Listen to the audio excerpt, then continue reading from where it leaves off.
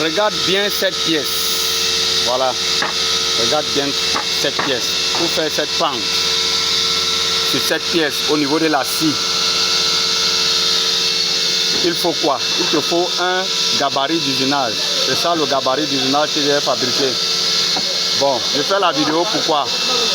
Parce qu'il y a des techniciens ou des machinistes qui prennent cette pièce et ils essaient de scier comme ça à la main. Et c'est dangereux. C'est dangereux parce que ça peut causer un accident. Ça peut balancer dans tous les sens et puis wap, on a un accident, les doigts sont coupés. Or, quand on a cette pièce à réaliser, il faut fabriquer le gabarit d'usinage. C'est ça le gabarit d'usinage que j'ai fabriqué. Parce qu'au niveau de cette scie, il y a cette rainure. La rainure ici, voilà un trou de rainure comme ça. Elle est très importante. C'est-à-dire c'est pour permettre de faire les montages et les gabarits d'usinage. Donc voici un gabarit d'usinage. Voilà un contre-plaquet. Donc pour réaliser cette pièce facilement au niveau de la scie, qu'est-ce qu'on fait? Tu fabriques ce gabarit d'usinage. Voilà un contre-plaquet de 10 mm.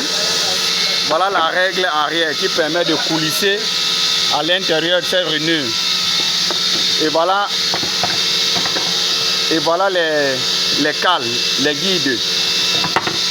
Là, en position comme ceci, dans la rainure. Voilà la pièce qui est positionnée dans la rainure. Il suffit juste de faire un aller et retour. Un aller et retour. Qu'est-ce qu'on fait? Dès que vous avez tracé la première pièce, vous positionnez la première pièce là comme ça. À ce niveau, voilà le bout.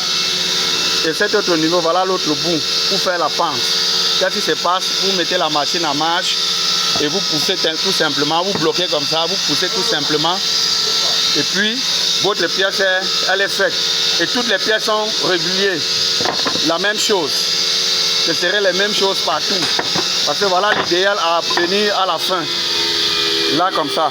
Voilà une pièce. Donc ça, c'est toujours faire les gabarits d'usinage.